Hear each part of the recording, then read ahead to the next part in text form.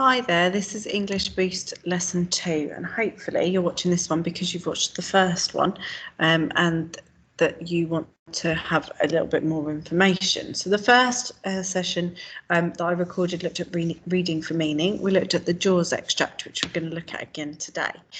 Now, I read the full extract in the first session, the first recording. So if you'd like to hear the full extract read, if you could go back and re-watch it in that one.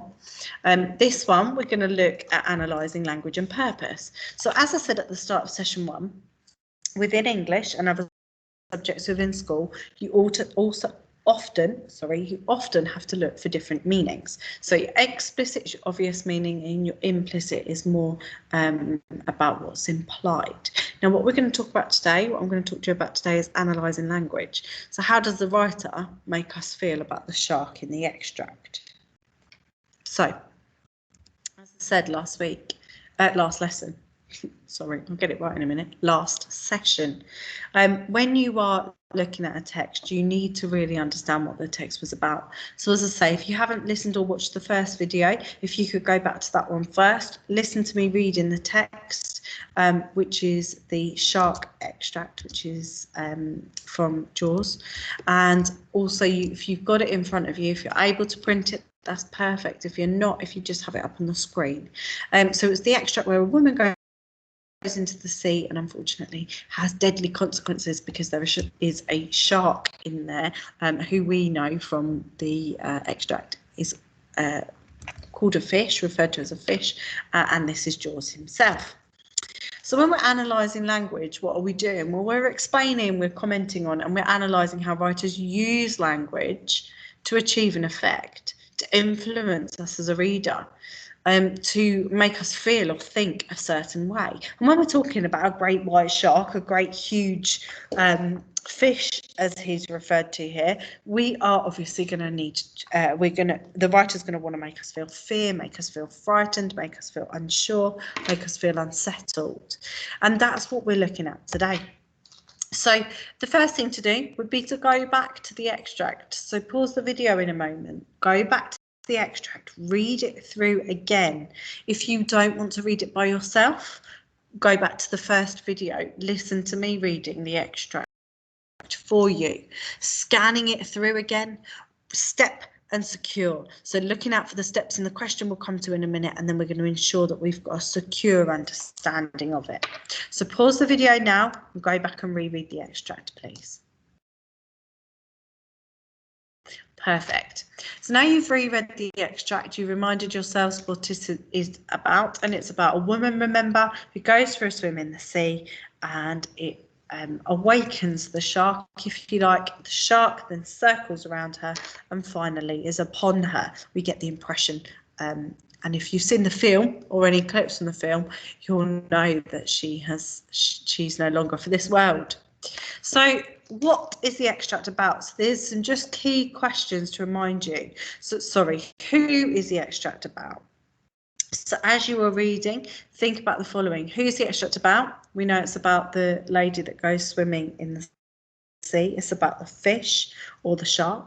What event takes place? The events of the woman swimming in the sea, followed by her being circled by the shark, followed by her finally being eaten. Why is that important? Well, this is from the opening. This is from the beginning of the novel Jaws. It is important because the fish, the shark, is going to be the main character. Where is it set? Well, it's set in the sea. It's set on the bay where Jaws happened. And when? Well, we know that it was written in 1974. So you can go back through, highlight any relevant details if you've got a highlighter to help you to answer these questions. So our question then today is, how does the writer use language to describe the shark? So first of all, we need a kind of initial thoughts. So I've just picked part of the extract, not all of it, just part of it. And you can answer this question with just this little part of the extract. How does the writer use language to describe the shark? So first of all, think about your impressions of a shark. Think about when you see sharks on the telly. Think about where you hear that Jaws music. How do you feel? So we know that probably the writer's going to be trying to make us feel scared, frightened and anxious. And now you've got to find your evidence. How do you know that? The vibrations were stronger now, and the fish recognised prey. The sweep of its tail quickened, thrusting the giant body forward with a speed that agitated the tiny fluorescent animals in the water and caused them to glow. The fish closed on the woman and hurtled past 12 feet to the side and 6 feet below the surface. The woman felt only a wave of pressure that seemed to lift her up in the water and ease her down again. She stopped swimming and held her breath. Feeling nothing further, she resumed her lurching stroke. The fish smelled her now, and the vibrations signalled distress. The fish began to circle close to the surface. Its dorsal fin broke the water, and its tail, thrashing back and forth, cut the glassy surface with a hiss. For the first time, the woman felt fear, though she did not know why. She guessed that the beach was 50 yards away from shore. She could see the line of white foam where the waves broke on the beach. The fish was about 40 feet away from the woman, off to the side, when it turned suddenly to the left, dropped entirely below the surface, and with two quick thrusts of its tail was upon her. So how does the writer describe the shark? Well, we know that the shark attacks the woman, so we're going to think that it's going to be quite frightening.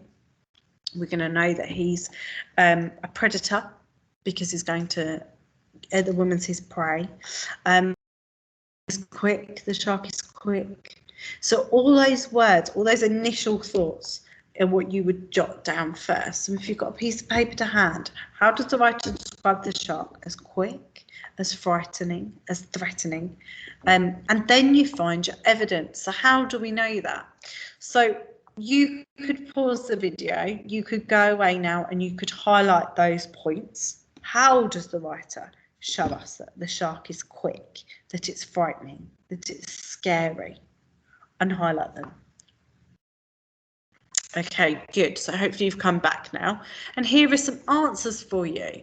So here are some words taken directly from the text. These are your quotations.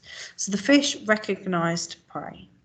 The sweep of its tail quickened, thrusting the giant body forward with a speed that agitated. The fish closed on the woman and hurtled past. 12 feet to the side and 6 feet below the surface. The fish smelled her now, and the vibrations signalled distress. The fish began to circle close to the surface. Its dorsal fin broke the water, and its tail thrashing back and forth, and cut the glassy surface with a hiss. Now, I'm going to look particularly at this bottom one. It's talking about the shark's fin, how it cuts through the glassy surface.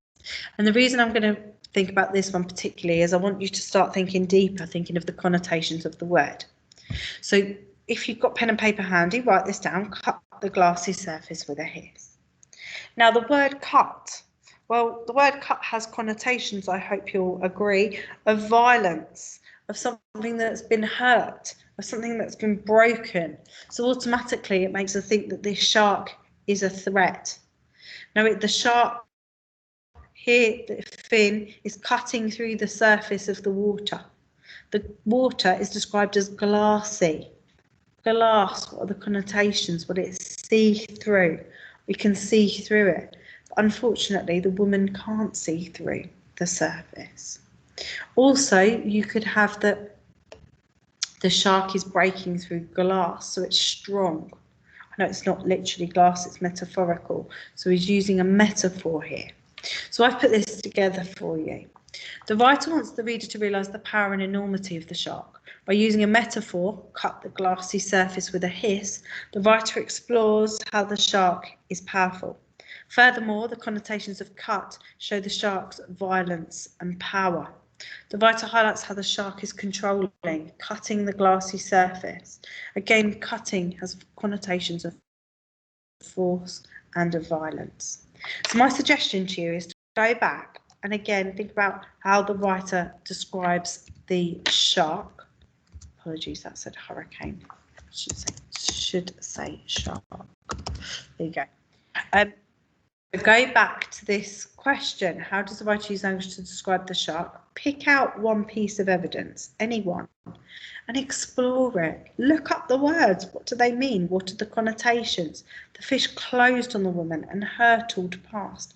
Hurtled is quick. It's unmanageable. You can't stop it. It's going too fast. It's unstoppable. And then put it into a paragraph yourselves, describing the language. Okay, so hopefully that's helped you. That's helped you start to think about the deeper meaning and how language is used, particularly in this case, to describe the shark. Look at my model to help you and see if you can write one paragraph by yourself. I'm going to stop this video now. I will record another one in the future, but using those two videos, what would be really good is if you could have a go yourselves at some of this language analysis.